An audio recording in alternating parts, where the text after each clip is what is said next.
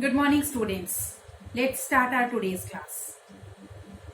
We already completed the topic types of farming and the difference between the organic and the conventional farming is left, which we will discuss later.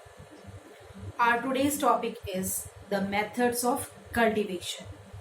What are the different methods of cultivation? If we see, to grow the crops, there are many different methods are there across the world which are used for growing the crops and get the high productivity. But here in the chapter, only 5 different methods are explained which are practiced for the cultivation of rice crop. In India, there are 5 different methods are practiced for the cultivation of rice. Which they are, we will discuss one by one each of it. First one is the broadcasting. Broadcasting or scatter method or scattering.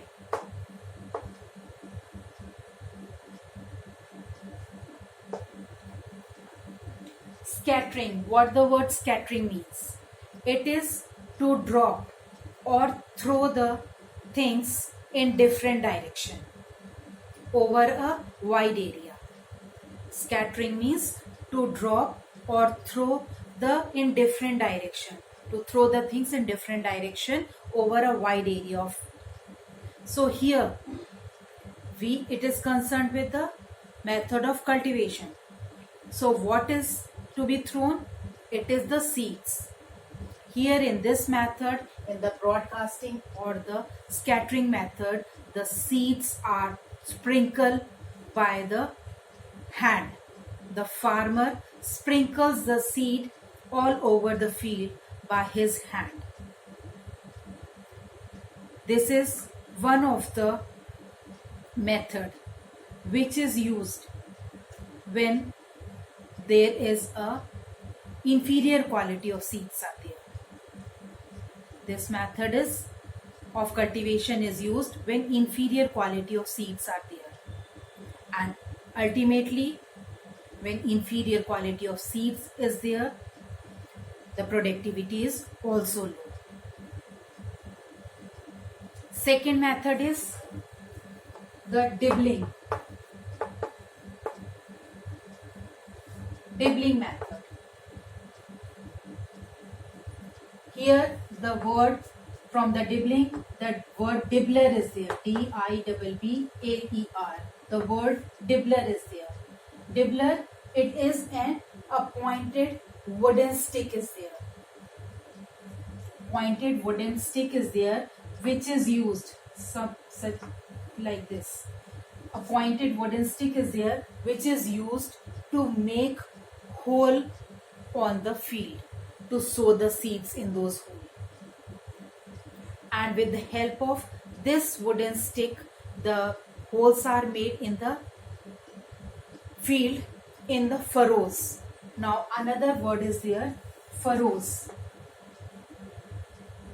What the furrows means? Furrows are the lines that are made on the field. Suppose this is a piece of a land and the lines are made by collecting the surrounding mud. The lines are made like this with the help of the surrounding muds that is available. It is the line of mud or the soil. Now in these furrows, with the help of a dibbler, the holes are made at equal interval where the seeds are. First the hole is made and after that in these holes the seeds are sown. So no doubt, as all work is done by hand with the help of a dibbler, it is a time consuming.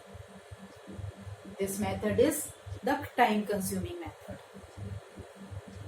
Next method is the drilling method. Third one is drilling method. It is almost same as the dibbling method.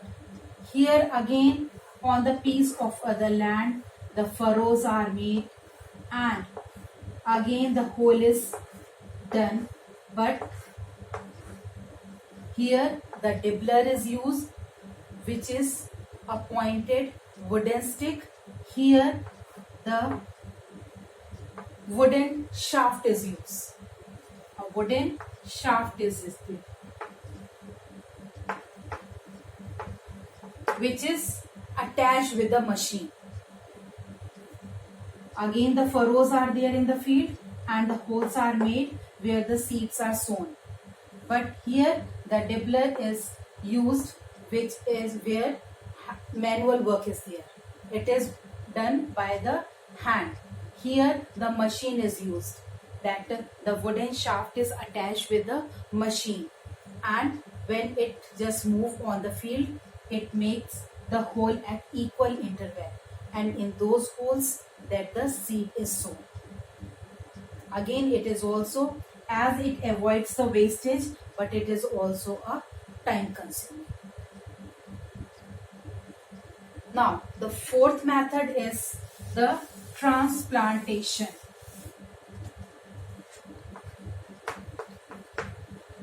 Transplantation. What it is? Name is already defining. Transplantation, the transfer of the plant. It is related, we are just talking about related with the rice cultivation. So method of rice cultivation, here how to just plant the rice, the seeds of the rice, and prepare a plant. So in this, first the seeds are soaked for 24 hours. The seeds are soaked for 24 hours. Then it is sown in a nursery. The seeds are sown in nursery to prepare the sapling. Once the sapling grow up to the height of 20 centimeter, it is uprooted from there, and it takes 4 weeks to reach the height of 20 meter. It takes 20 centimeter.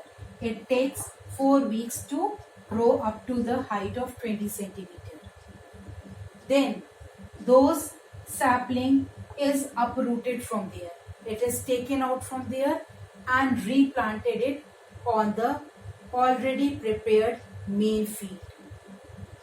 First the seeds are sown in the nursery, and after 4 weeks, when sapling reached up to the height of 20 centimeter, it is replanted again on the main field, which is flooded field, which is full of water, and then it is replanted there. If you have noticed nearby in your village, those who live nearby village, if you have noticed how the rice field is prepared. So it will take 4 weeks, and then it is replanted on the main field to get the crop to be ready. As most of the work is done by hand, so lot of labor is required. Then this type of cultivation is practiced mostly in the area where the soil is fertile. Fertile soil is there. Large number of labor are there. Labor plenty of sunshine,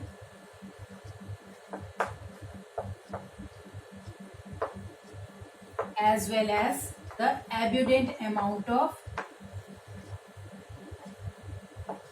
of rainfall is there, of rainfall. So it is practiced in such area. Next, the fifth method is the Japanese method of cultivation.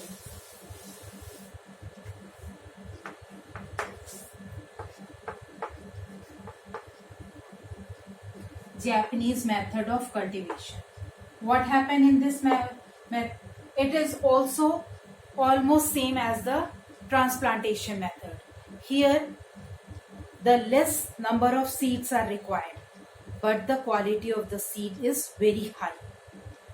Less number of seeds, but of high quality seed is used. Then again, the seeds are sown in the nurseries, same as the transplantation method. When it grows or convert into the sapling, then it is replanted in the main field, and same happened where it is sown in the lines, in the furrows. What is the advantage of sowing in the line at equal interval? It is just easier for the weeding of the crop as well as fertilizing.